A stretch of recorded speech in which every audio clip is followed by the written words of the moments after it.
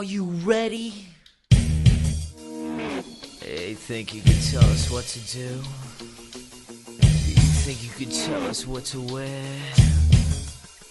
You think that you're better? Well, you better get ready. Bow to the masters.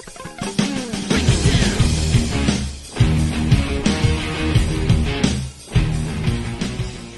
What's up, everybody? We are back at Around the Mat Pod.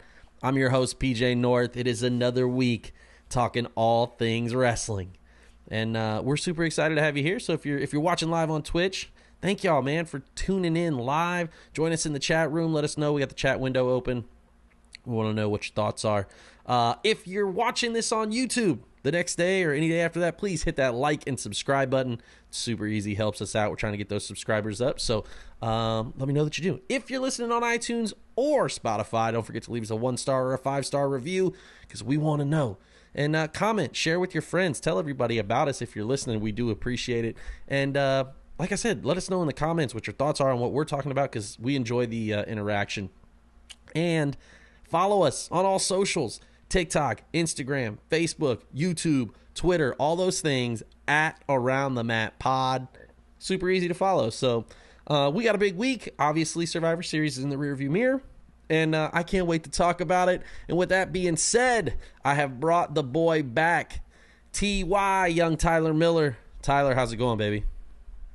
It's going good, PJ. Had a huge weekend of wrestling. Big week as well. It has been. It has been still trying to heal some wounds from the weekend, the whole weekend. I'm glad you said it.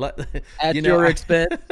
I was obviously, like I said, I listened to the Jeff Jarrett podcast a lot, and after Tennessee beat Alabama, Jeff Jarrett just rang in Rocky Top like 7 times during their episode, and I watch it on YouTube, obviously sometimes, and he's just wearing Conrad out about it, and I really thought, I was like, you know what?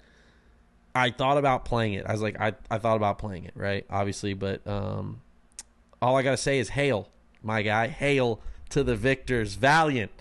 Michigan whooped that Ohio State ass. And look, sure man, did. Everybody's like, hey, it was close, 13-10. We're just going to take a brief moment to talk about this because I have friends that are Ohio State fans who have not talked to me since last weekend. And I wouldn't either if I were them. I wouldn't even text me because the ones that did got it ran deep in that ass. And I didn't feel bad about it, man. We have struggled this year in football, but it's been when they got that pick. Honestly, I'm gonna tell you this: Michigan, right? Sharon Moore is like, we knew we had him. Me, I'm like, when we turned the ball over on the 3-yard line with Jack Sawyer, I was like, oh no, we're gonna lose to Ohio State. Oh no. And then I just kind of watched the team. I watched Ohio State go out there and just like, they just don't really have it, right? They don't have that like dog factor. I texted a buddy of mine today. We were talking about it back home in Ohio, and I was like, I just don't think he has that Urban Meyer, Jim Tressel dog in him where he's like, I hate Ohio. He acts like he hates Michigan. He acts like it, but he doesn't. He doesn't understand. He doesn't really get it. Ryan Day is who we're speaking of, and so, I mean, obviously, how do you heal those wounds, man? What do you do as an Ohio State fan? Before we talk about wrestling, what do you do as an Ohio State fan right now? Obviously, you're probably going to make the playoffs, which is bullshit.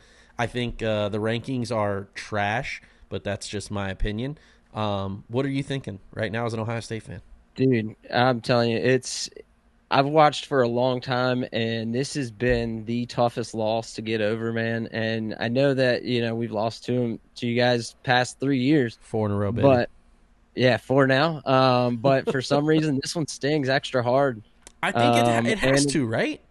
It has to, because it's not only have you guys been just as good every year, obviously, right? Every year that we've played the last 3 years, you guys have been good. It's not like that's not been a question, obviously, right?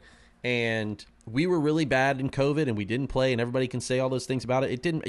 Let's count that as a win for you guys. We were 2-6. We'll just call it a win for y'all if you want. That we're cool with that. Okay. The last 4 years, y'all have been really, really good. Top 5 team every time we've played, and we get in that ass every time. And it is crazy because Obviously, Jim Harbaugh, I believe, is one of the best X and O strategy motivators ever. He's won everywhere he's been. Incredible. Ryan Day is a great offensive coordinator. He's great. But for some odd reason, when it comes to Michigan, he just can't get his guys in line to call play. He just can't figure it out. I mean, they're not aggressive. They're not doing anything. I don't understand it. Yeah, dude, and I think the biggest thing for us is it really looked like we were playing not to lose and not playing to win, if that makes any sense. I mean, Jeremiah Smith didn't get nearly enough. Now, granted, he got away with pass interference, and that's how y'all scored your touchdown, and that's okay. But he didn't get nearly enough time. I'd have thrown him the ball every time. We didn't have our star defensive back. He's going to be a top 10 pick in the NFL draft come April. Didn't play. And y'all didn't throw the ball towards Jeremiah Smith every down? I don't care if he's triple covered.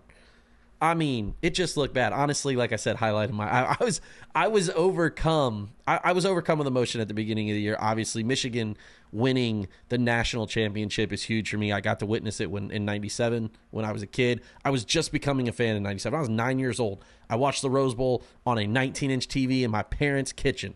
Okay? I've been a fan since way back. I had an Anthony Thomas jersey. I've been cheering for Michigan, right? But that's the only natty they've ever won. And I've seen them lose, as I mentioned, a lot. But I've been a fan forever. And so last year was such a high, right, to see that, to finally get it done. And this year, beating Ohio State again just meant more because it was like, okay, we salvaged the season. Obviously, we're rebuilding. Our recruiting class looks like a bunch of I'm excited. So we fired Kirk. You never like to see a guy get fired. I'm not a big hey, fire the coaches guy. The coach is the problem. I'm not ever really. I trust people's plan. But firing Kirk Campbell seemed like a good idea from an offensive coordinator perspective. And it's a great time, as they say. It's great to be a Michigan Wolverine. So go blue. Hopefully, I've heard word on the street is after this weekend they're going to announce a bowl game. Could potentially be in Nashville at the Music City Bowl, so that would be awesome to get into it. The worst part for me too, of course, losing to Michigan, terrible event. But to top it all off, I was like, man, if I can just win that Survivor Series pool, it'll be all right. Didn't do that either. We'll get to that. We will get to that too, because what a great day to be PJ North. Honestly, Saturday. With that being said, man, let's get into the wrestling headlines. This week, a lot of, the crazy thing about wrestling headlines is I come up with these headlines sometimes day of things that I've talked about in my wrestling group chat or things that I've read, all these things. And this is potentially going to be the last episode of the year. We may do one more. Next week will be the last episode of the year. And then we're going to take some time I'm going to re-strategize, reproduction, do some cool stuff so that season 2 next year can come back and we can be better than ever. And I'm going to try to have even better with the headlines. And headlines are something that I've really enjoyed the past the episodes that we've done it, because it wasn't something I've done all year. But these headlines are crazy because they kind of come at me at different times. And so the first one is the GCW AEW beef. And I don't know, obviously I'm big on Twitter. I read about it constantly because I find it amusing when people say sources, right? I obviously hate it. I've mentioned it every episode. I hate wrestling journalists saying sources. I hate it. But this whole thing stems from even wilder things, is that we really don't know what's true and what's not. All we know is that Effie said that, I guess I should probably start the timer here. Effie said that basically Shad Khan pays Tony Khan to stay away, and that's what AEW is. It's paying Tony Khan to stay away from the family business. If so, damn, he's paying a lot of money to that soccer team that they pay in Europe as well, so kind of wild. But all that, then this stems from Ricky Stark shows up at GCW. This is Full Gear 2 weeks ago. Shows up at GCW. Then the following week, he's taken off because these comments come out.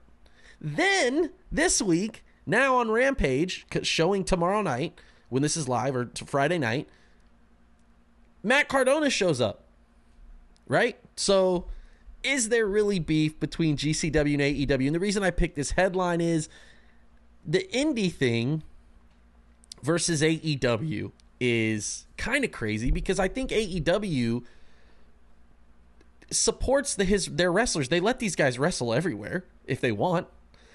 Why would GCW, or why would any of these companies, if you were a company, the reason, all of this to say, my question for you is, as an indie promoter, would you ever say anything negative about WWE's leadership or AEW's leadership to risk your business? What are your thoughts? I mean, obviously, I don't know how close I'm very close to the indie stuff because I read a lot about it, but what are your thoughts on it, and did you have any thoughts on it? So I did see a couple headlines of it, and Effie, I read like the whole article about like what he was saying, and Yeah. I don't think that if I was Brett Lauderdale or any of those guys in GCW, that I would say anything about WWE or AEW unless you're trying to get a cheap rub. You know what I mean?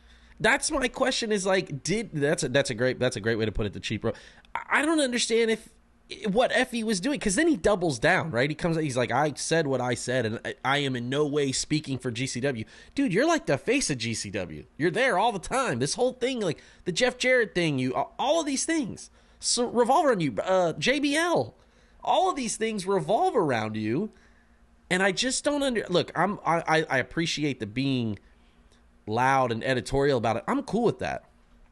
But there are certain things that maybe I feel like people know and they rub people the wrong way. Like, man, me and my friends joke around a lot, right? Obviously, we're constantly at each other's throats in a group chat about wrestling, but it's all jokingly. I don't ever take anything serious, right? I don't really have a pain point where someone could tell me, where they could say something about me and it really upset me if I felt like it wasn't a joke, right? There's some things where I'm petty to the sense of like, I'll just be like, okay, you don't like my music, that's cool. You guys have a group chat talk. Like there are things that have happened and I'm just like, okay, bro, and whatever. But there are some people obviously who have buttons that are pushed, and I don't push those buttons on certain people, but I don't have those buttons, so I can't relate. But I understand that other people do, and so I try to not say those things about those people if I know it's going to get over the edge. And I feel like Effie was just like, I don't care, I'm doing whatever. And I think it's super silly. That's really my main point, is like, you're an independent company who's doing great numbers. I mean, obviously Brett Lauderdale, Matt Cardona, Nick Gage, all the stuff that they've done in GCW. I've been to a GCW event. It's a lot of fun. And I just don't understand that part of it. And so I don't know what they're doing with Matt Cardona, but I almost have to watch Rampage. They have done an exceptional job of making me have to watch Rampage tomorrow night now. That's crazy. I can't believe that happened. Now I have to watch Rampage on a Friday night. Wild. And I think another thing that Effie was bringing up that he was pretty upset about for some reason, I get that there's an old school rule, but with them booking the Hammerstein Ballroom so close within when GCW's booking it, I think he was really he really felt a certain way about that, because there is that old rule that you don't book a month before or a month after. But with GCW fans, they're hardcore wrestling fans, just like AEW. Look, so man, they're this going isn't to territories. This isn't. Yeah. As far as I'm concerned, AEW doesn't owe GCW shit. Now, I appreciate the unwritten rule and we're cool and all that, but my company that's on national TV takes precedent. It's that simple. And that's not like a business being shitty thing. That's just being like, hey, Brett, we have to book Hammerstein. This is when they're available. This fits our thing. This is what we're trying to do. That's why we're doing it. And so I get it. I'm in the same boat, right? Obviously, being in the music thing, it's been very similar, right? Everyone's like, oh, you don't want to book a show at this venue constantly. Everybody else play all this stuff. Don't do it. They used to tell us, right? Promoters would be like, don't play a show within a month. I'm like, let me tell you something. The people are coming to my show regardless, or they're not coming. It ain't going to do with the fact that I had a show last week or the week. I promise you that. I'm not that guy, right? It's not like I'm Aldine coming into town twice in the same week and I'm 30 miles apart. It's not like that, right? We're talking about $8 tickets. My friends want to go out and get drunk and come to a show anyways. It's like it's going to happen regardless. And that's kind of how I feel about AEW and GCW. And we'll talk more about AEW later on. But yeah, the beef thing, man, just kind of crazy how that all happened. Next headline. This is a big one. What the heck, man? There we go. Pat McAfee is returning to Raw. They had a huge Netflix extravaganza media day yesterday in LA, and it was announced that Pat McAfee will return to Monday Night Raw with Michael Cole full time after the new year. What are your thoughts on that? I love it, dude. Pat McAfee, I feel like anything he touches turns to gold. We can see that with College Game Day. And I personally feel like that McAfee is probably one of the more entertaining things that have happened in WWE in probably the last 10, 15 years. And I feel like you can really feel when he goes back to College Game Day. And, I mean, Wade Barrett and Testator, they're good, but I don't know. McAfee and Michael Cole, they got that chemistry together. Yeah, I think that's a thing, right? Is that he makes Michael Cole significant. I think Michael Cole with Corey Graves is terrible. I hate it. Like, I'm back to the part of SmackDown where I'm just like, this is not good. And it's not Corey Graves because I like Corey Graves. And it's not Michael Cole because I like Michael Cole. I think it's the chemistry for me it's not there. Or maybe we just like Pat so much that that's a big part of it. But yeah, him being back, man, huge news. Now, someone mentioned to me, what about Testator? And I was like, that's a great question. I wish Fred were here, but Fred mentioned he said good, get rid of him, and I was like, that may be the first negative thing Fred's ever said about WWE. And his reply was, I've talked shit about their entrance music before, and I was like, get the fuck out of here. I was like, I hate you so much. But point being, I like Joe Testator. I think he's exceptional. I thought he was great. Phil, I thought he's really taken to it. Here's my deal: is that he obviously didn't lose his ESPN job. He's still been on college football and stuff, so he's still going to be there. But does he lose this WWE thing now, or what do they do with him? Because they're not going 3-man booth. They're going to put him on SmackDown. I don't know what happens there, but Pat coming back definitely opens a void for Barrett and Tess, whoever goes to SmackDown. I don't know. I'm interested to see. But I do think it's going to be hard for Tessator because SmackDown being on Friday, obviously college football's over for him. They have the bowl games left. And so he can probably finish those up and be okay. But I just don't know how that works with his schedule about Fridays because he has production meetings for college football. I don't know if he does college basketball. I can't remember on ESPN. But either way, I thought that was kind of crazy. I'm excited, though.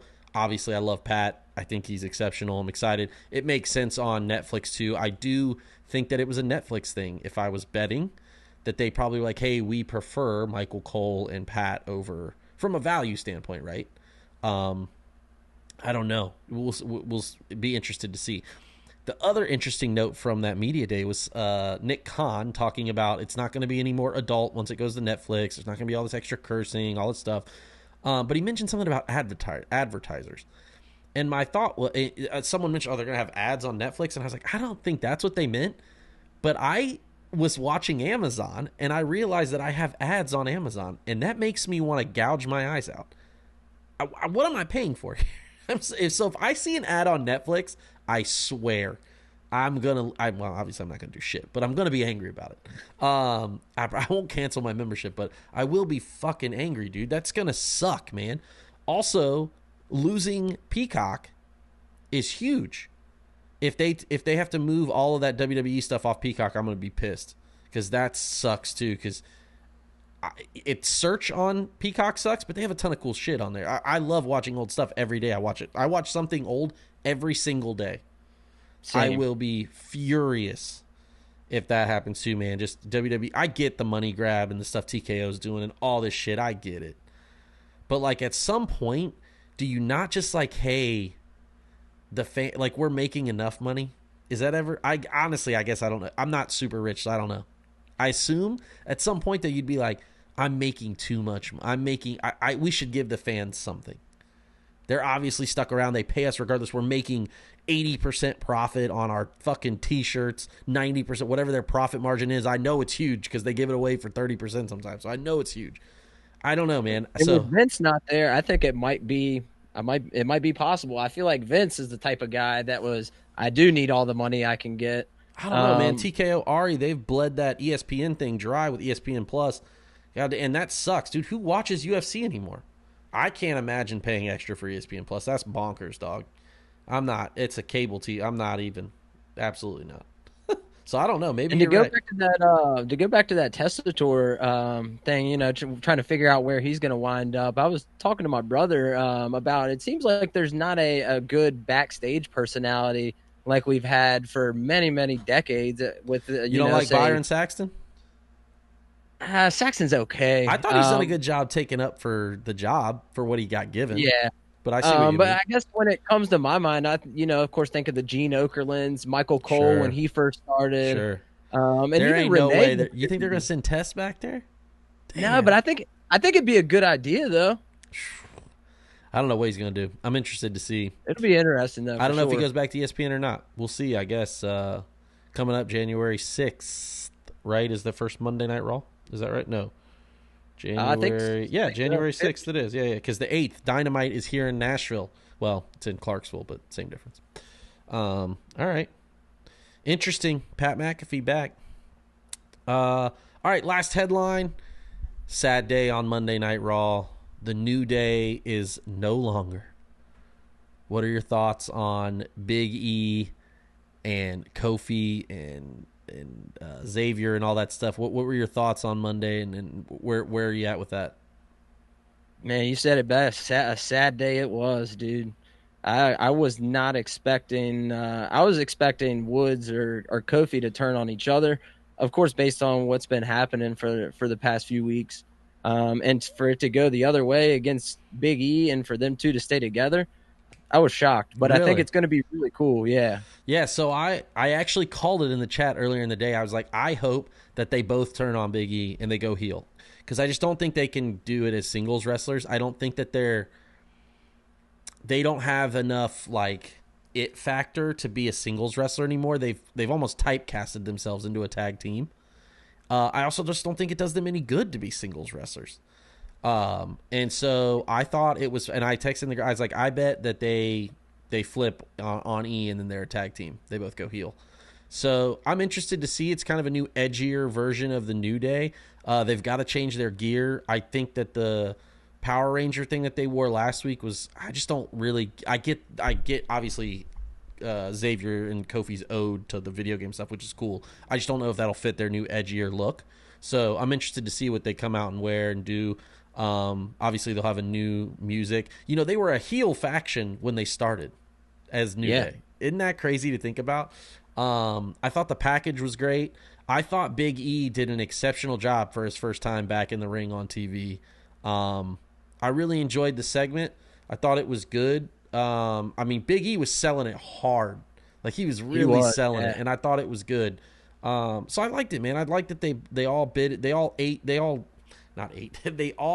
bought into what they were doing, and it was really good. So I'm excited to see. They did the double dragon handshake thing, which I thought was funny at the end. I thought that might be a little nugget or ode that they did, or maybe that was just me, but pretty good. See, something that I noticed during the whole segment, which is what led me to thought that Xavier was going to be the one that turned, they had both pictures of Big E and Kofi winning the WWE champion. Yeah, and then on the other side, it was just those three together. Yeah. So I was like, man, I feel like that's going to be brought up to where, you know. And they tried, right? They basically talked about it a little bit.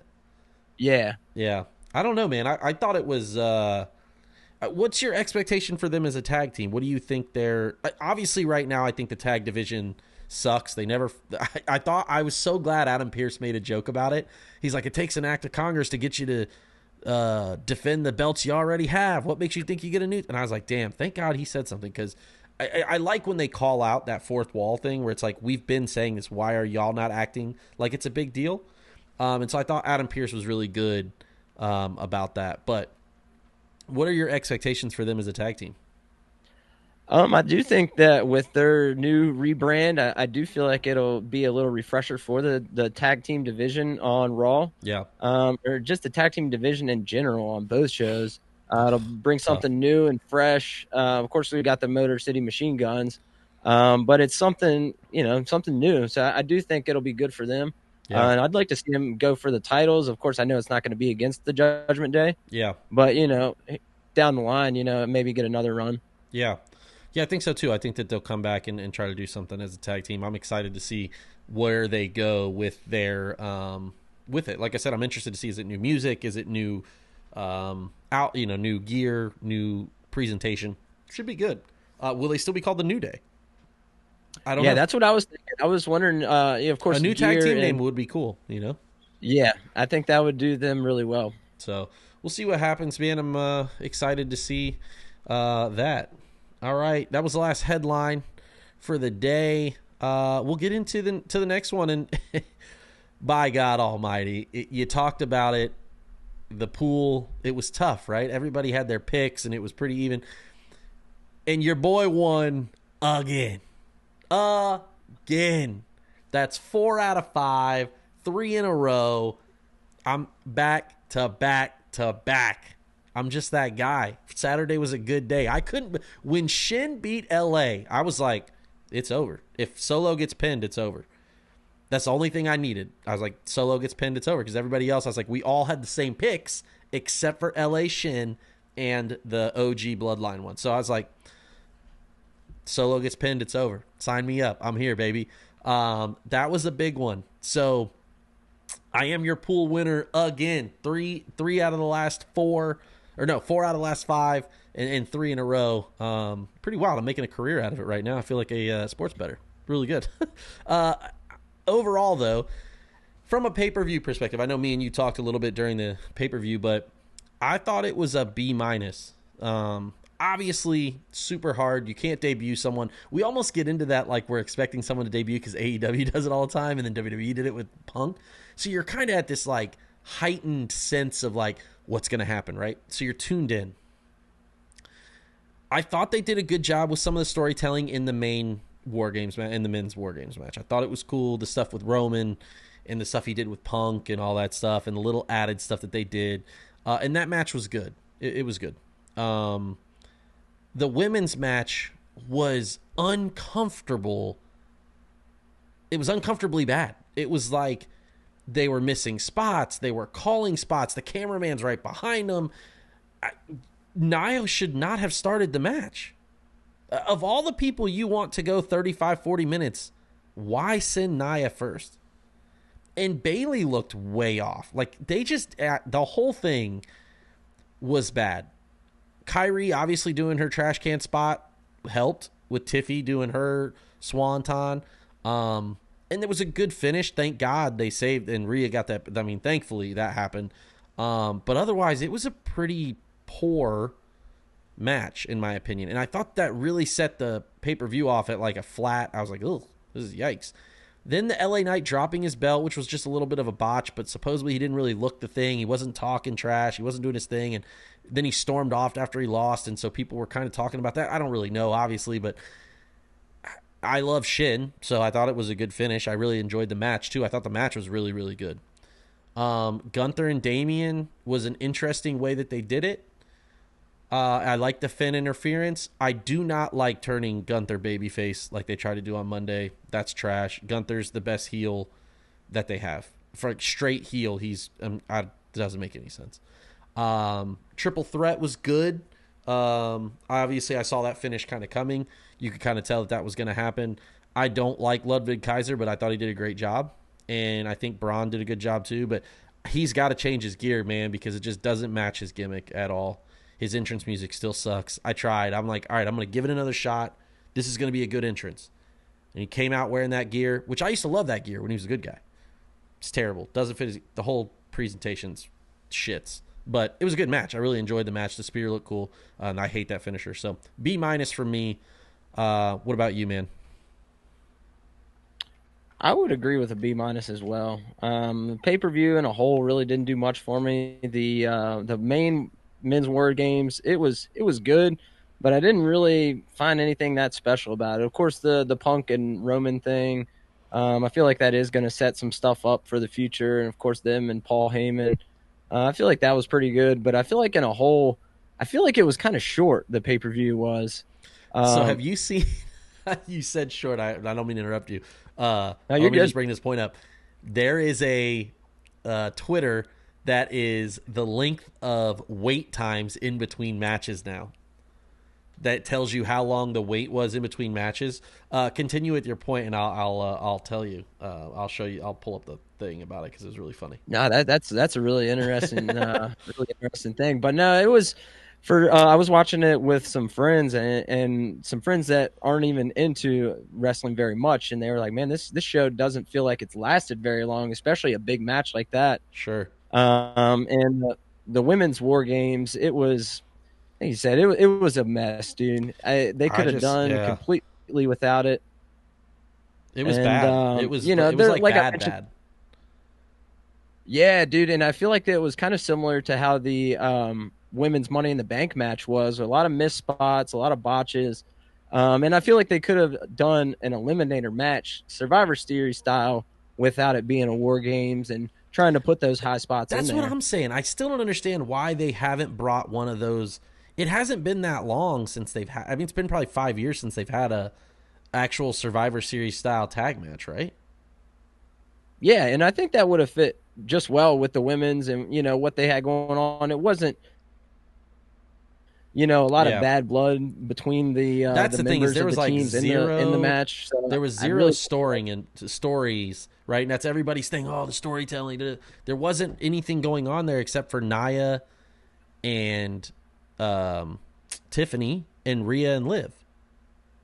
yeah. Yeah, exactly. So I feel like, one of the classic eliminator matches would have done just fine for that. And LA Knight, dude, I was not expecting him to drop the title like he did. Yeah, no one was. Especially yeah. Yeah, it shows in the pool for sure. But I kind of agree with Tank, dude. I'm not a Shinsuke kind of guy at all. Okay. Okay. And I mean, Man, he's I a love great Shin. wrestler, Yeah, I get it. great wrestler, and he, the promo, like when he was doing, some of that spooky, creepy Japanese promos, that was really cool. Yeah. But the way he was packaged under Vince was terrible, in my Yeah, man, opinion. when he got called up and won the Rumble and then they buried him, I was like, oh, this is terrible. Yeah, dude, This is it not was. good. But hopefully he goes back to those promos that he was doing, and he'll have a good run. Yeah, man, I mean, his vignette obviously was cool. So let me go back to this thing just really quickly. Here are the official Survivor Series wait times between matches: 15 minutes and 5 seconds for the first one before it ever got started. 13:41 before the second match got started. 15:16 before the third match got started. 14:28 before the fourth match got started, and 23 minutes and 59 seconds before men's War Games got started. The total wait time, an hour and 22 minutes of vignettes, packages, ads, and entrances. Is this entertainment? Is what the tweet says. And I just thought, damn, because they're doing so much changeover and all that stuff. It's crazy the amount of stuff they cram in there and force on you with that. You don't think about it. It's like, damn, 15 minutes. That's a lot of time. Yeah, I could go and get Chick-fil-A in between the fourth match and War Games. That's crazy to me. I don't know. That's kind of whatever. That's a song for another time. That's not really. That's really being nitpicky. But I don't know, man. Yeah, I just thought Survivor Series was. After watching the old ones, I was kind of like, damn, this is disappointing that we don't have some hodgepodge elimination match. And I think the women's match would have been better that way. I did like the Tiffany. I thought the ending saved it. The last 5 minutes of that match or 4 minutes of that match was really, really good. I thought Tiffany's Money in the Bank cash-in was interesting. I thought she did a good job with that, where she like faked it and then she saw it. She was like, oh, no, I didn't mean it. Oh, sorry. I thought that was good. So I don't know, man. It just felt like we were all expecting something so big, I think, because everybody's like, oh, is Heyman going to turn? Is this, that, and the other? My other question, as I put in the chat, is like, or in the notes today, is where do we go from here after Survivor Series? Obviously, Saturday night's main event is next weekend. I'm excited about that. They announced another Saturday night's main event before Royal Rumble. I think that's really cool if they do that. I think that's a really great idea. They used to do that. Saturday night's main event was like a week or two before a major, one of the big four. I think that's a good way to toss that in. We could do away with some of the other stupid PLEs. I don't know. We'll see what happens. But where do they go from here? Obviously, Punk. We got Punk versus Rollins on Monday. Thought that was incredible. I love Rollins. I thought Rollins baked Punk. Oh, I thought he cooked him. Like, I was like, Rollins won that. Rollins had a better promo. He's younger. He looks the part. Rollins is that guy. Someone tried to tell me that Rollins' career isn't up to Punk's, and I was like, Rollins has done everything Punk has done and headlined WrestleMania. So I don't know, man. He also hasn't disappeared for 7 years at a time. So I was like, I just don't. Not that I'm comparing the two. I'm just noting, like, I think Rollins is that guy, and everybody obviously thinks Punk's a bigger star. I get it, but Seth Rollins has carried the company for greater part of 10 years, right? He's done a great job. Even when he's injured, he comes back and he delivers. So I get that feud's great. But where they're going with obviously the bloodline shit's going to continue again. Where are they going to go? What? He didn't even take the Ulafala. What was the point of War Games? I don't know. That's my rant. What are your thoughts of where we go from here, from a SmackDown perspective and just overarching? What are you expecting to see, or what do you hope to see? I honestly don't know, man. I think the build up to the Rumble is going to be pretty good. Sure. I'm interested to see what they'll do leading up to the Rumble at that Saturday night's main event.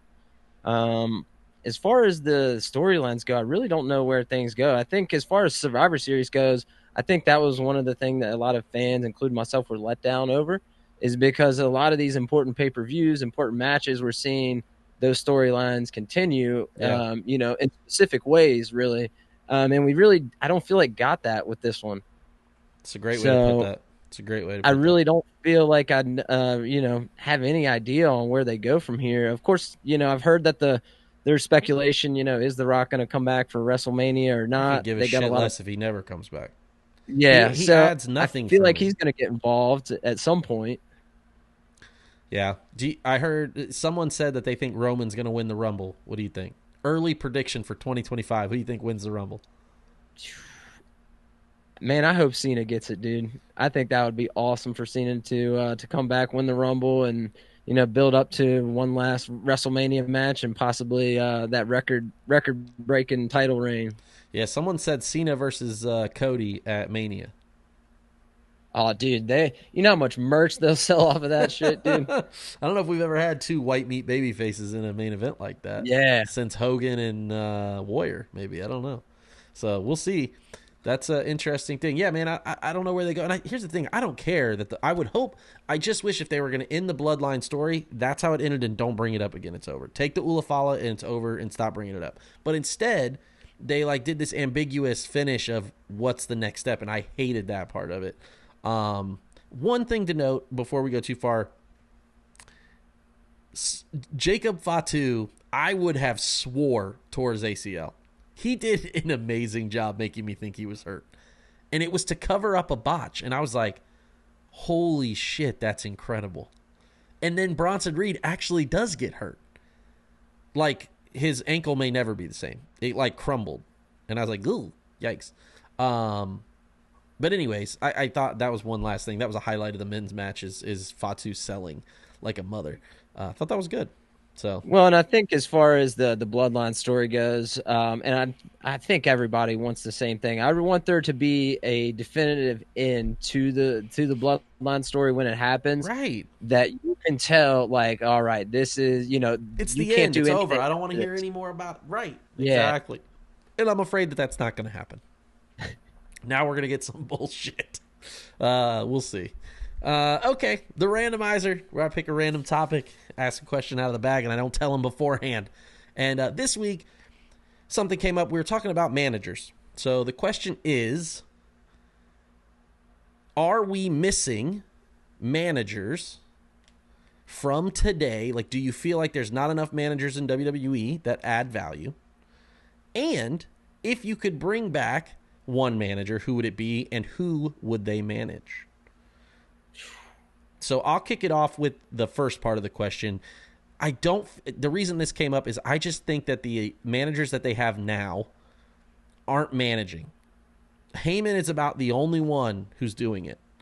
The rest of them aren't managing. They're outside banging on the mat, and that's it. But they're not even doing anything. They obviously have Maxine, they have Scarlett, they have Paul Ellering in the Testament, they have... Is that it? Is that all of them on Raw? And SmackDown has Heyman and B-Fab. I think that's it, right? That sounds about it. Sounds right? Okay. Yeah. I don't think that any of them add anything except for Heyman right now. I love Maxine Dupree. I think the stuff that the Alpha Academy did, I thought that live...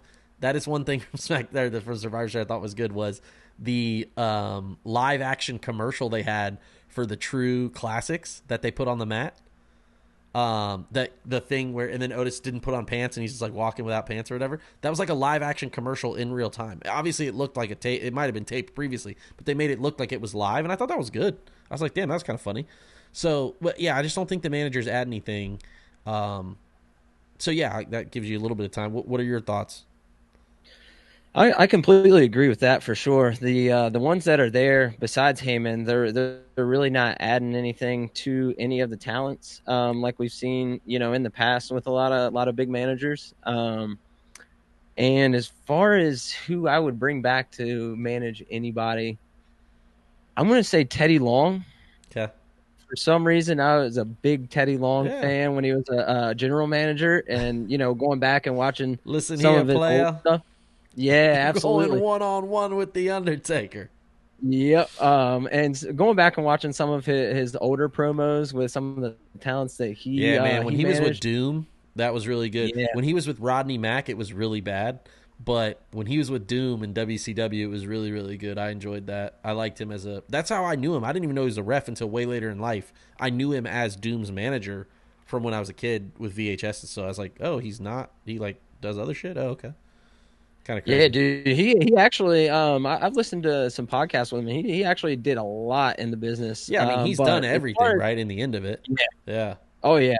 But as far as who I would have him manage, for some reason I feel like I want to put him with Swerve Strickland. Okay. Oh well, see, I wasn't counting AEW because they got way too many managers. Yeah, they got way too many managers. They got Nana, they got Alex, they got way too many people over there. I was just counting it. I should have said that. I should have said at the beginning. Okay. WWE. Let me on that note, I would say, and it was hard for me not to pick him anyway. I'll put Bobby Heenan with Drew McIntyre. Wow. Okay. Nice. I don't know why, but That's I just think that'd be a good fit. Okay. Yeah, I think one I would bring back. Obviously, Bobby Heenan is the greatest manager of all time. It's not even close. Jimmy Hart thinks he's a close second. He's not even a close second. That's how good Bobby Heenan was. And that's like I asked today in the chat, which kind of also brought up this question was, who would Bobby Heenan manage if he came back? And someone said L.A. Knight and Bronson Reed. And I was like, damn, that's kind of a good family. Like, because if he had heel guy, or obviously he was a heel manager, so having heel guys, Bronson Reed would be excellent. That's a good one. But there is I would also bring back Heenan because he was incredible. But I would put him with either Drew or a guy like Karrion Kross, or a tag team like Johnny Gargano and Tommaso, because I think that's the problem with Johnny and Tommaso is they can't talk. And Tommaso kind of talked last week where he's like going off the edge and doing all that shit, and he's like angry, and I was like, I don't believe it, dog. It's not believable to me at that point because I like Tommaso. Obviously, I love Tommaso. He's incredible, but yeah, I would do Heenan with that. I always thought I think Karrion is really, really good, and I think Karrion is carrying that test. He's got the Testament thing has to stop. It sucks, man. But Karrion and Miz might be a cool tag team, but the whole Testament thing has to stop. You're not getting me to buy into the Wyatt Six ever, so we're just gonna skip over that. I got a question for you, man. What do you think Heenan was better at, being a manager or announcer? Man, holy shit, that's like tough, 1 and 1A. He was a better announcer. That's what I think, dude. I love him and Gorilla. Are some of my favorite moments as a kid rewatching it now. It's just like, would you stop it? And the stuff that they were like, if you got to go back on Peacock right now and watch anything, go back and watch the show that they hosted, Primetime Wrestling. It's incredible. And they're in like a studio and they're showing matches and they're announcing. It is undefeated, man. It's incredible. It is so good. It's peak 80s. He was incredible as an announcer. He's just so good. And then WCW, he was incredible. Sometimes when he got really mad, he blurred that line hilarious. Whether or not it was real or fake a lot. And he was incredible. Damn, that's a good question. I like it. What say you, friends in the chat and on YouTube, let us know. Bobby Heenan, better as a manager or as an announcer? That's a great question. All right, final topic. This one is important because we haven't talked a lot about him, but AEW, man, just a little round table on AEW. Right now, a lot of things happened last night that were exciting. As I mentioned, they have now made, I have to watch Rampage. It's wild. I can't believe it. Second off, this is their first smaller venue booked. They changed their lighting. They changed their production. They changed their mix. It sounded good. It looked amazing. And it was a great product. The only thing is now they've made all these positive changes. And then they had Moxley get attacked. They should be burying everybody. I do not understand why. Why are we doing this already? Like, have him beat down Orange a little bit longer. Have him beat down the rest of the roster a little bit longer. Like, let that thing linger. Just let it linger. There's an old saying, right? You always hear these vets say, I always find it funny when they're doing shooting. These guys work too fast in the ring, right? Like, this is the one time you got to listen to a vet. Take it slow. You're moving. If you think you're moving slow, you are moving at a rapid pace. Move slow. So, like, all those things that they did positively last night were null and void. Not null, but like, damn, why did we do that? That sucks, man. I don't get it. That part sucked. I want Moxley to just destroy him for like a good another 6 months until you go to All In Texas. And that's when you do this flip. Like, I think that has to happen. And now I understand you have to have viable opponents for him up until that. But there's more than enough baby faces that are viable. They just can't win. Don't let them get a leg up. I don't know. That was my opinion. And that's early, obviously. That's just kind of what I'm thinking about right now. What about you, man? What say you for AEW? Obviously, like I mentioned, they're coming to Clarksville, Tennessee here, which is just about 45 minutes from me. And that is a much smaller venue. It's an NXT venue that they ran. I went and saw NXT No Mercy there. Great venue. It's a brand new building. Austin P plays basketball there. It's sick. It's a great venue. Great seating. And it's perfect because it's a much smaller venue and it's going to go really good for AEW. But I don't know. That's just kind of where I'm at. I don't know. What about you? What say you for AEW right now? I don't know where AEW is going at, man. I feel like the Moxley storyline's kind of all over the place. Yeah, I feel like last night you didn't said, help at I all. feel like that he No, absolutely not.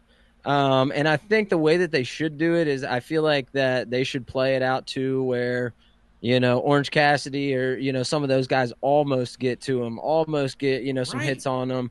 And he's just able to get away.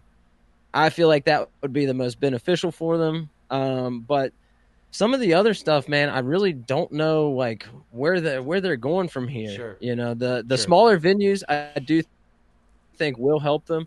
It's gonna look aesthetically much better on TV. You're not gonna get a bunch of bullshit pictures all over online saying they're about to go out of business because they can't fill a venue. Yeah. And I think that will be very beneficial for them starting, probably when is the first smaller venue they're running? Yesterday. Yeah, yesterday was the first one. Fishers, Indiana was the it first yesterday? One. Yeah. And Fishers is, again, it's a suburb of Indianapolis, so it's not like they're far. That's, you know what I mean? That's why they're close. And so, yeah, yesterday was the first one in Fishers. Oh, we lost Tyler. No good. Oh, no. Did we lose you? He gone. There he is. Now he's back. No. There he is. Yeah, I don't know what's going on right now. Technical difficulties. Can you hear me? Thank you. Yeah, I can hear you. You're good. Can you hear me? Word. There he is. Yeah. But dude, one big thing that I'm liking about AEW right now is is Max Caster, dude. The way that they're building his character up, I think he's gonna hopefully get a big push as a singles. Yeah, if he doesn't single shoot star, himself in the head before then. I mean, he is an absolute diabolical menace on the internet. He is a he is a detriment to his well-being. It's not good. I'm like, I don't know if he's gonna make it that long. He got squashed last night by Swerve, though. He did. Yeah, I saw that. So. And One of the things about AEW that, I really, really don't like, and it goes back to kind of what we were talking about earlier with GCW. You got guys like Ricky Starks and Yeah. Wardlow's another one that comes to mind that they're riding the bench, dude. And they have been, haven't been on TV for Ricky Starks. It's been since like February or March. Yeah, they just said And nine Wardlow's been nine even longer. months. 9 months he hasn't been on TV. That's crazy, dude. And those are two big guys that you could have up front leading your company, Yep. but instead they're, sitting at home not doing shit, or they're on the indies. Yeah, they've as I've always mentioned, they had their roster's so bloated it's dumb. They're not utilizing the way they have Ring of Honor set up. It's not. I don't know. I just would do it way different. Again, and that's just me. I understand it's subjective, but I would just do it way different. I thought last night was good though, man, with Fletcher and Shelton. I thought that was incredible. Shelton Benjamin, man, they've presented him really, really well as he's come in. He's incredible. Obviously, Fletcher is the star. There are guys there, like I've mentioned, man, at the top. They have enough guys at the top. They don't need to have all these other people. So we'll see how that goes and how they continue. I do think they're making strides in the right direction with certain things. Obviously, they're not going anywhere. They got a new media deal, and I love AEW. I love Okada. All right, Okada getting a draw the first week against Garcia was cool because that's the thing about Okada. Okada has lost in the G1 before and then still ended up winning the G1. So, like, that's the cool thing about the G1 and things like this round robin tournament is that you're going to see something a little different. My big thing is that I always find funny is the trolls online that shit on AEW, like Eric Bischoff. Perfect example. Eric Bischoff did something amazing 30 plus years ago almost, right? And he turned around WCW and he fought WWE and he did all these things and cool. But bro, your time is over and it's why are people so invested in what he believes? Right? That's like he's not an influencer. He doesn't influence my decisions. I'm so confused by that.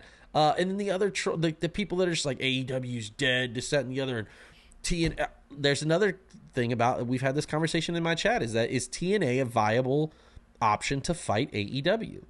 And I said, yeah, their live show, great, the stuff that they do. And I was like, but until they're on an actual TV station where that exists in people's homes, no, they're not. It is not going to happen until that point. Now, if they were on TV every week, you would see if they really were real or not. Now, their live shows, I mean, they're doing huge venues. They're doing 4,000 to 8,000 person venue. I mean, they're big. So it's a considerable thing about AEW is that their production is unmatched. There are so many things that AEW does so much better than WWE that's underrated that they don't talk about. The Titantrons videos, AEW has WWE beat 50 times over. They're just significantly better. The design work that they do for certain stuff is significantly better. The entrance musics that they have are significantly better. Now, most of the time you can't hear them on TV because their mix is so poor, but that's beyond the point right now.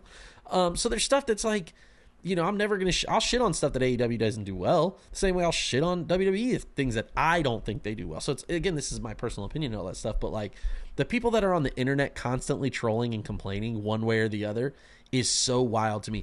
I can hate on WWE because I love WWE. I can shit on AEW because I love AEW.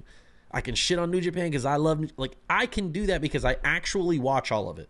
The rest of these people just shitting on it because they think that they're loyal to one way or the other, and I just don't get that. And so I feel like that works against AEW, obviously with the round, with the more vocal audience that's against them and things like that. And just there's the people who are too loyal. And it's like, you guys got to relax too. Y'all are fucking weirdos, man. Don't make other people's pictures your profile picture. It's weird. I don't understand it. It's fucking weird. So yeah, I don't know, man. I just feel like AEW, I'm excited to see what they do in 2025 because it's going to be a new strategic direction for them with a lot of stuff, right? Obviously moving all in to Texas. They have the Australia show. So a lot of stuff going on. I'm interested to see what they do. And I think, obviously the Continental Classic is ongoing right now and we'll move to World's End, and see where it goes from there. I'm interested to see, but, any other final thoughts on AEW? Well, I guess I'll touch back on the Bischoff thing because that's one thing that just rubs me the wrong way. Every time you see him commenting some bullshit or something he says on his podcast, I'm like, I personally don't think if you gave Eric Bischoff the AEW roster that he's going to be able to do what he did, 30 years ago. Where I feel like he took a chance on, okay, let's turn Hogan heel. It could be the best thing that happened in wrestling, like it was, or it could be the worst thing. And I feel like, you take a chance, you get lucky, and that's how the cards fell for him. I wish that But he I don't would think he use it does it as. twice. I wish that he would use his experience as a more advisory thing of like, hey man, I also had a bloated roster of 100 guys. I once had a 60-man fucking battle royal, and we had everybody on the roster to do it. Like, use that. Like, hey man, here's what you guys might want to try or do this thing. But instead, he like, I don't know. It just comes off so negative all the time. I don't listen to his podcast. I only see the clips, obviously. Same. So, but we'll see what happens. It's a crazy time. It's still a great time to be a wrestling fan. I don't care what anybody says, man. I'm interested to see where we go from here. Everything happening again next week. Probably going to be the last episode for the year as we go into Saturday night's main event and we plan for season 2 because Around the Mat is not done. I enjoy it too much. I love having Tyler here. I love having all my friends who have been on, all the folks who have joined us, people listening each week. Yeah, man.